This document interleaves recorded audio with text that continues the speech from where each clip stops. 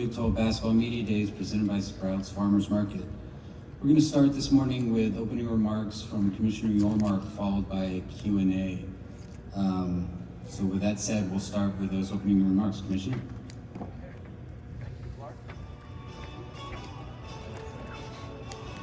Can everyone hear me? Yeah. Is my mic on? Yes, it is. Okay, good. So, okay. How many of you were at football media day? Okay. You know how I like to walk around a little bit. I don't like to kind of sit behind this. And I'm going to give you a mini review of where we've been since July. Obviously focused, at least initially, on basketball, okay? And I'll give you some of my thoughts on what's happening in the industry, if that's okay. Welcome to another Big 12 basketball, and the first season is a 16-team league. On the women's front, we've added 4 incredible programs to a league that has had 6 teams or more in the tournament for 3 straight years. 4 of our women's programs are in the top 16 of the preseason AP poll for the first time since 2008. I'm incredibly bullish on our programs and women's basketball as a whole. We have some of the biggest names and best coaches in women's basketball. Fan interest is rising. Last season, Big 12 women's basketball viewership was up 111% year over year. We are taking all the right steps to maintain our status as a premier league for women's basketball. We've transitioned Dana Sheriff into the role of VP of women's basketball, where she will continue the growth of our women's basketball in the Big 12. This season, we'll see 19 linear broadcasts of the Big 12 women's basketball, the most since the 2018-19 season. We're moving to an 18-game schedule, which I'm sure you're aware of, for conference play this season, and we'll see how that goes. For the second time, our women's championship will take place right here at T-Mobile, ensuring the best-in-class championship experience for not only our student athletes, but for our fans alike.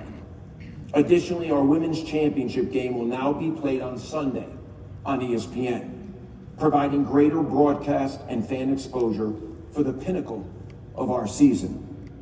If BYU earns a spot in the championship, the game will be pushed to Monday. Our men's basketball continues to be second to none. 4 straight years we've led the conferences in average net rankings. With the addition of the 4 corners, our league has become even stronger. Last week, the Big 12 became the first conference in history to have 5 teams in the top 10 of the AP preseason poll. Fan interest has never been higher. Our ratings are up, especially in that coveted younger viewership demographic. This is the 3rd consecutive year we've seen viewership growth among younger viewers 18 to 34. In addition to our TV ratings being up, the conference saw 51% growth year over year in men's basketball social media mentions last season. This season, the spotlight will shine even greater. 93 men's games will be carried on linear television this season, the most since the 2018-19 season. This season will also see the debut of an expanded partnership with CBS. At least 26 games per season will air across CBS Sports platforms. This season will be our first ever 20-game schedule as we become a 16-team league for the first time. Last year, over 100,000 fans showed up for our championship. And we continue to work alongside the KC Sports Commission and T-Mobile to ensure Big 12 championship experience will be an incredible one and a wonderful moment for our fans and student athletes. Before basketball even tips off, I want to acknowledge what an incredible fall it's been for the Big 12. Off the field, we've teamed up with TuneIn to launch Big 12 Radio. We've also partnered with Raycom to introduce Big 12 Studios, the league's first ever fast channel. Both of these platforms are introduced to further the Big 12's storytelling efforts and to ensure fans have Big 12 coverage, accessible coverage, across the country. We also continue to prioritize our content strategy. The Big 12 has seen over 100,000 new followers across our media social media channels since July. On the field and on the court, we've also seen great success. Big 12 volleyball has 6 teams in the top 25. Next week, our soccer championship will kick off right here in Kansas City at the brand new KPKC Stadium, and we're thrilled about the opportunity to be there. During football media days in Vegas, we promised a season of parity, depth, and an exciting race to the Big 12 championship. So far, I'd say we've delivered, probably over-delivered in that respect. Right now, we are on pace to have multiple teams in the first ever 12-team college football playoff. Through 8 weeks, 7 Big 12 teams are either bowl eligible or 1 win away from eligibility. November will see the launch of a brand campaign around the final month of league play, highlighting the must-see matchups as teams contend for the conference championship game. With basketball tipping off and football on the home stretch, the Big 12 will be must-see TV in November. This year's Big 12 football championship will be the culmination of an incredible season. Later this week, we'll announce this year's halftime performer. This Grammy-winning artist will be joined by the school bands for what will be an incredible show. Our industry is going through a period of change, but with change comes opportunities. I don't want to get into any specifics, but the Big 12 continues to explore impactful commercial opportunities. We also continue to look into the potential value of adding a strategic partner, someone who can come in and provide capital resources and business building strategy. I speak weekly with my A4 commissioners, and we continue to partner on a variety of initiatives and discussions for the future of college athletics, including settlement. I just want everyone to know there's great collaboration with our A4 commissioner colleagues, and I'm sure that will continue moving forward. Regarding the CFP, we cannot discuss changing the format before we even experience the 12-team playoff for the first time this year. Let's be thoughtful about those discussions eventually, but let's see how it unfolds this year. I've said it before, there has never been a better time than right now to be part of the Big 12, for all the right reasons. We've completely reimagined this conference over the last 25 months, and we've become a truly national brand across 10 states and 4 time zones. I want to thank you for your continued support of the Big 12, of our basketball programs, and thank you all for being here today. Okay?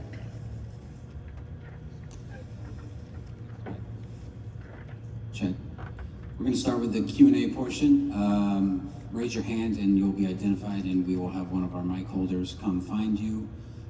When you get called upon, please say your name and corresponding outlet. We'll start right here in the front.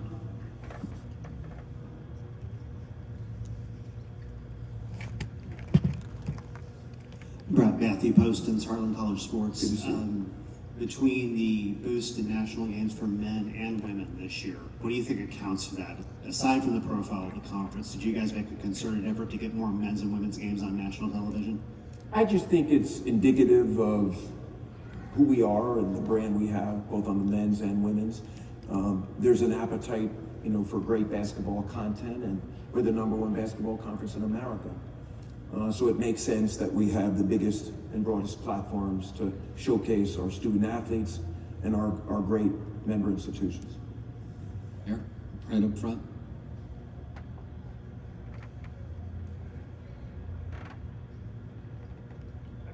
Blair Kirkhoff with the Kansas City Star. Good to see you. Good to see you too.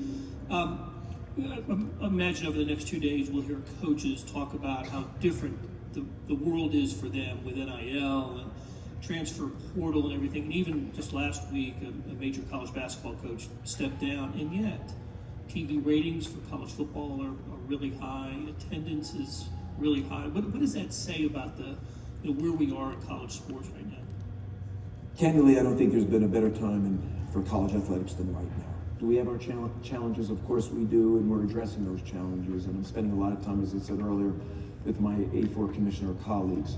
But you said it, attendance is up, ratings are up, fan engagement is up, excitement across the country is up. And in some respects, when you think about football, Saturday is becoming bigger than Sunday. But it's in a period of an adjustment right now for our coaches, for our student athletes, for our fans, and we'll get through it. I'm very optimistic, but I'm very bullish on the future of college athletics. The black t-shirt right up there.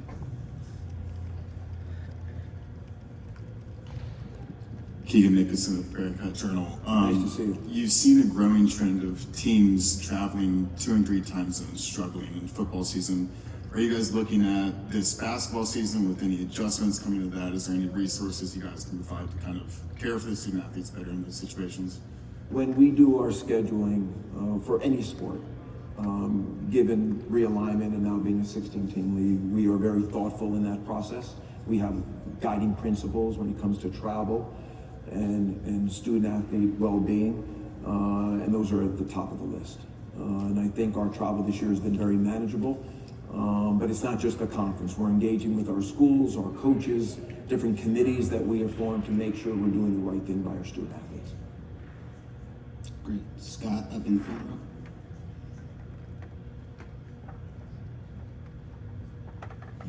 You hinted at the private equity. Is that going to become the norm? I'm sorry, Scott Springer from Cincinnati. I got that part. Private equity, will it become the norm Well, in college athletics? Everyone talks about private equity, and I don't really talk about private equity as much as I talk about should we be exploring a strategic partner, someone that provides capital resources and strategy to help us build our business. There's no pride in authorship, and I'm a big believer in outsourcing to people that know more than we do. Does that mean we end up with a strategic partner? Maybe, maybe not. But it's incumbent upon me as the commissioner to explore every and all options to make sure that we're as strong as we can be as a conference. So I'm doing my appropriate due diligence right now. I don't have a crystal ball, and who knows what the future holds when it comes to capital and how it makes its way into our ecosystem. But from my perspective, I'm doing the appropriate due diligence on behalf of the conference, and we'll see where we land. But thank you for your question. Hey, Brett. John Kurtz with KC Sports Network. Where's John? Oh, okay. Nice to see you. Yeah, good to see you too. With revenue sharing coming down the pipe, how realistic do you think it is for all your member schools to be able to hit that full revenue sharing number that's going to be there in year one? We talk about rev share quite a bit. I can tell you that our schools all want to continue to compete at the highest levels, and will do whatever they need to in order to do that. I can't sit here today to say that everyone's going to spend up to the cap or not, but we're going to be competitive. We're one of the top conferences in America, and we'll continue to be that moving forward. Over here. Hi, Bruce Pasco with the Arizona Daily Star. Nice to see you, and welcome. Thank you. Nice to see you. You've been pretty outspoken that you feel basketball is undervalued. I was wondering, what are you doing about that? Or is that something where you feel like when the media rights is redone in 2030 or whatever, that maybe it's separated? Or is there anything you're doing in between that can maybe make more of that?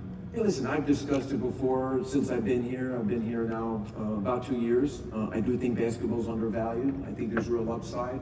I think there's potential growth to further monetize it, both short-term and long-term. I look at our conference championship, and we have grown that from a revenue perspective exponentially over the last 2 years. But ultimately, the big moment will be our next TV deal. And when we did the current new TV deal, but that kicks in next year, we gave ourselves optionality on our back-end rights, where we can go into the market again in a bundled fashion, which is historically done, or we could bifurcate basketball from football. We'll determine what we'll do at that time. But the growth of basketball is, I think we all see it. It's not just men's, it's women's. You see those WNBA numbers, record finals ratings. You saw that here last year in our tournament, the NCAA tournament. So I think there's real upside, and I'm looking to capture as much of that, both short-term and long-term, as I can. Go back to Blake real quick.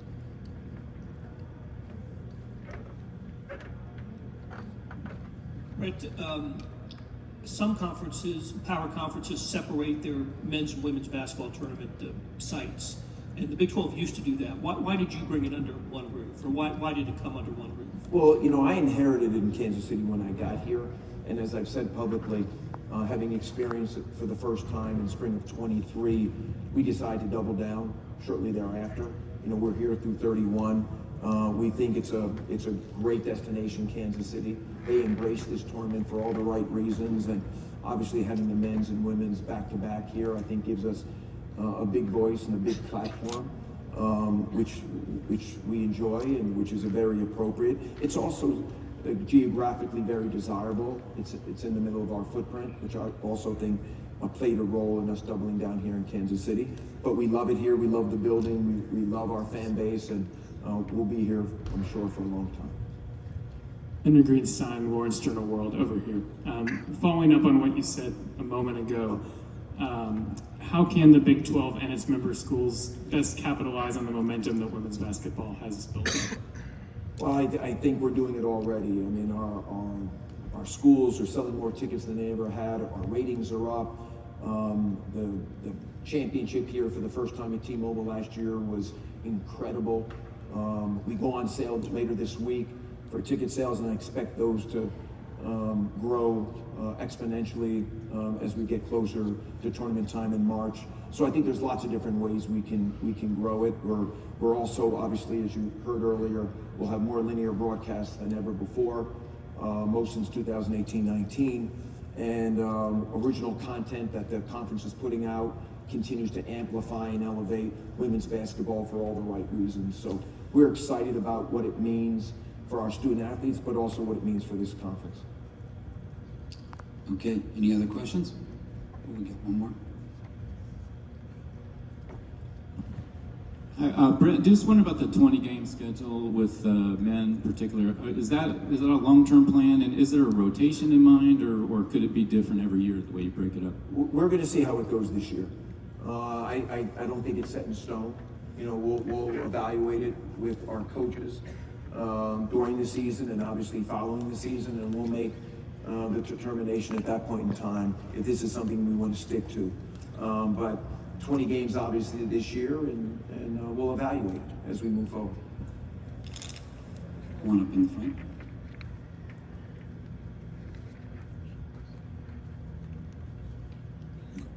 Cindy Brunson, University of Arizona women's basketball. Brett, the addition of the 4 quarter schools to this conference, the impact that will have right away as far as ratings go in your mind, how important is that to this expansion process? Listen, for me, the 4 corners, that was a huge get for us across the board. You know, when I think about the ecosystem, I mean, it's helped us in football, it's helped us in women's and men's basketball, and obviously Olympic sports. So I think as you look at viewership currently and what's going to unfold throughout the first season of the 4 corners being part of the Big 12, I think you're going to see a lot of ratings increases, men's and women's sports. So we're excited about it. It gives us a national footprint, gets us into a different time zone. So it's exactly what we had hoped for, and it's playing out each week right now. Got one more. Sorry, if I could follow up on my schedule question. When you mentioned, I believe it was travel procedures that you had or scheduling, what are those? And in some of the cases, are you, for example, protecting geographic rivals going forward? We're protecting rivalries, which I think is critically important. When you think about football as an example, if you cross 2 time zones one week, you get the bye the following week. Those principles are being carried over to men's and women's basketball and other sports, obviously, you know, within our portfolio. So student athlete well-being is critically important. Travel is something we're very mindful of, and it's very much a part of our scheduling process, and will continue to be for all the right reasons.